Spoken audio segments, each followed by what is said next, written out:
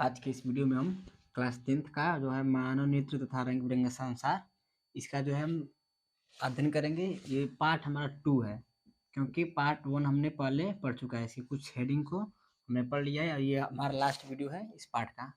तो ये देखते हैं हमें क्या क्या पढ़ना है। हमें पढ़ना है कि दृष्टि दोष तथा उनके निवारण।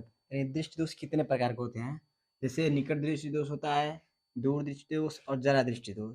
तो ये क्या क्यों होते हैं और इनको निवारण के लिए हमें क्या करना होता है, तो आइए हम देखते हैं।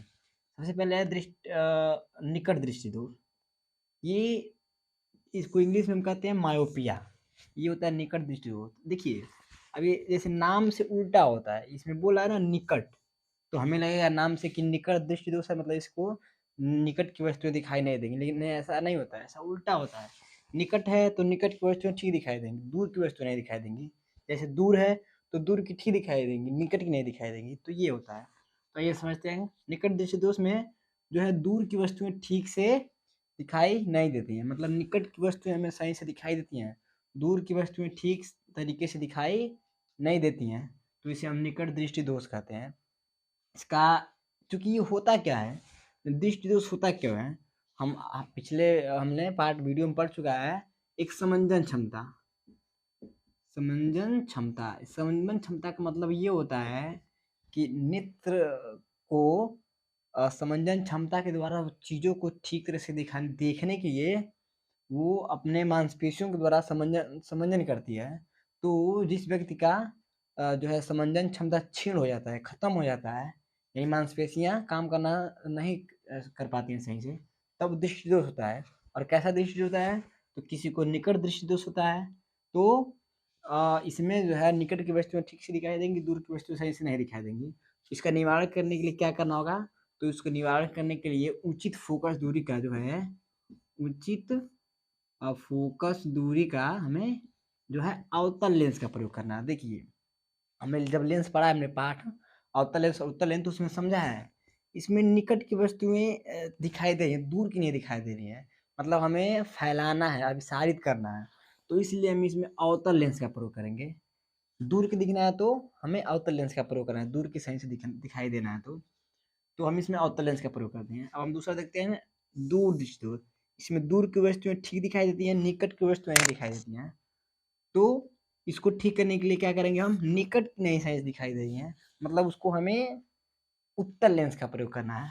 तो इसके निवारण के लिए हम क्या करना है, उचित फोकस दूरी का उत्तल लेंस का प्रयोग करके हम दूर दृष्टि दोष को हम सही कर सकते हैं।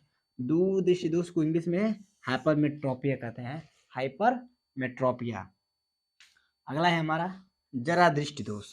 अब ये क्या होता है, देखिए जरा दृष्टि दोष, ये इसमें न ठीक तरीके से दूर की वस्तु दिखाई देती है और न ही ठीक तरीके से पास की वस्तु। ये ज़्यादातर ज़्यादा उम्र के व्यक्तियों में होता है, जिनकी मांसपेशियां काम करना बंद कर देती हैं, उनकी समंजन क्षमता क्षीण हो जाती है।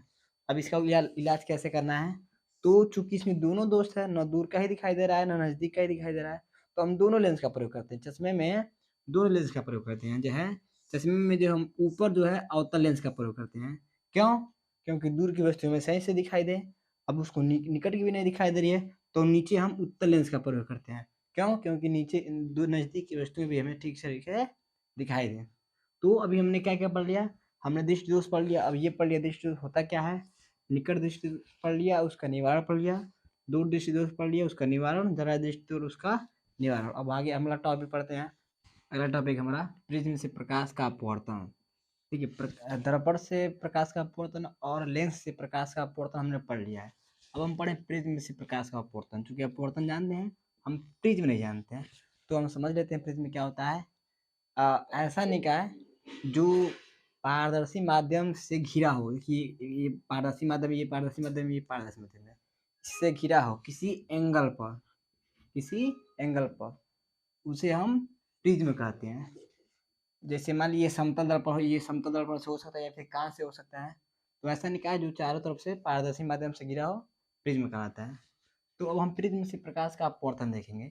क्या होता है, कहते हैं कि जब किरणें हवा से कांच यानी प्रिज्म में प्रवेश करती हैं, जो प्रकाश की किरणें हवा से या फिर कांच से कांच में प्रवेश करती हैं यानी प्रिज्म में प्रवेश करती हैं, तो अविलंब की तरफ झुक जाती हैं। ये देखिए ये प्रकाश की किरणें हैं, ये मान लीजिए हवा से हैं और प्रिज्म में प्रवेश कर रही हैं, तो इनको जाना चाहिए इधर, लेकिन यह अभिलंब की तरफ ये अभिलंब है, इसी की तरफ झुक जाती है, इधर ना जाकर इधर ही झुक जाती है, यहाँ से यहाँ तक आ गई हैं। अब कह रहा है कि पुनः बाहर निकलते समय अविलंब से दूर हो जाती हैं, और फिर जब बाहर निकल रही हैं इसके बाहर, तो ये इसका लिए अविलंब ये है, तो इससे दूर होती है, इसकी तरफ झुकती नहीं है बल्कि इससे दूर हो जाती हैं। तो ये देखिए यहाँ तक आ गई। तो ये हमारा प्रकाश का अपवर्तन कहलाता है।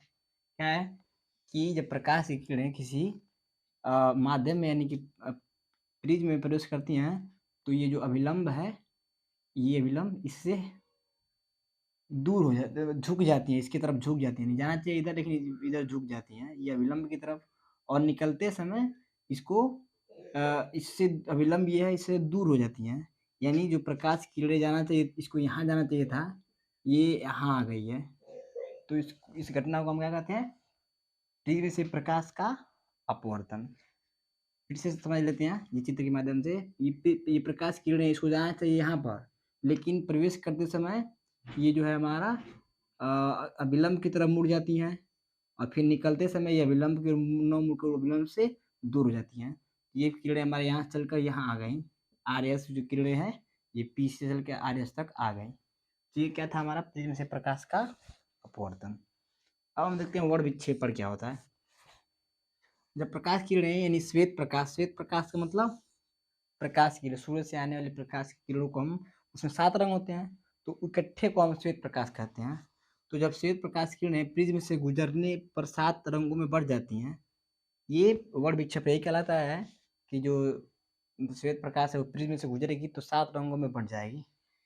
जैसे एग्जाम्पल के तौर पर इंद्रधनुष का बनना है, इंद्रधनुष हमें 7 रंगों में दिखाई देता है। अब ये कैसे काम कर रहा है देखिए, ये कोई प्रिज्म है और ये श्वेत प्रकाश की किरणें ये आ रही हैं, तो प्रिज्म में से आते हुए ये 7 रंगों में बढ़ जा रही है। इसको जाना चाहिए था यहाँ, देखिए सीधे जाना चाहिए था, लेकिन ये प्रिज्म से अपवर्तित होकर 7 रंगों में बढ़ गई हैं। 1 2 3 4 5 6 और 7। तो ये जैसे ये रेड हो गया, ये ऑरेंज हो गया, येलो हो गया, ग्रीन वगैरह से होते होते ये 7 रंगों में बढ़ गई। तो यही कहलाता है हमारा वर्ण विक्षेपण। जैसे एग्जाम में अब क्वेश्चन क्या आएगा, क्वेश्चन आएगा कि इंद्रधनुष का बनना कौन सी घटना है, तो कौन सी घटना है? वर्ण विक्षेपण। इंद्रधनुष का बनना प्रकाश का वर्ण विक्षेपण घटना है। अब अगला टॉपिक देखते हैं, प्रकाश का प्रकीर्णन। ये क्या होता है? जब प्रकाश धूल अथवा अन्य पदार्थ के माध्यम से गुजरता है, जब प्रकाश है निश्चित प्रकाश किसी माध्यम में गुजरता है, धूल में या फिर किसी माध्यम में गुजरता है, तो प्रकाश सभी दिशाओं में प्रसारित हो जाता है, तो फिर जो प्रकाश होता है वो फैल जाता है सभी दिशाओं में। तो इसी घटना को क्या कहते हैं? प्रकाश का प्रकीर्णन। जैसे आकाश का नीला दिखाई देना, आकाश हमें नीला क्यों दिखाई देता है, हम एग्जाम्पल के माध्यम से समझेंगे। देखिए अभी हमने पढ़ा ना, दूसरे प्रकाश किरणें जो है ये 7 रंगों में बढ़ जाती हैं, तो ये विबग्योर होता है, विबग्योर 7 रंग होते हैं। तो ये जो प्रकीर्णन होता है सबसे अधिक किसका होता है? हमारा बैगनी रंग का होता है, उसके बाद इसका होता है, फिर ऐसे ऐसे होते जाते में सबसे कम होता है हमारा लाल का। तो हमें प्रकीर्णन का, देखिए प्रकीर्णन का मतलब होता है दिखाई देना, तो हमें सबसे ज़्यादा जो क्या दिखाई देगा? बैगनी कलर दिखाई देगा, इसलिए हमें जो है वो आकाश नीला दिखाई देता है। तो क्वेश्चन क्या आएगा कि आकाश का नीला दिखाई कौन सी घटना है? तो प्रकाश के प्रकीर्णन के दौरान जो हमें ज़्यादा दिखाई देगा वही कलर हमके महसूस होगा, इसलिए ये हमारा आकाश हमारा जो है नीला दिखाई देता है। तो हमने वीडियो में प्रिज्म को समझ लिया, वर्ण विक्षेपण समझ लिया, प्रकाश का प्रकीर्णन समझ लिया, दूरदृष्टि समझ लिया, दोष और उसके निवारण समझ लिया। अगले वीडियो में हम अगला चैप्टर को पढ़ेंगे। धन्यवाद।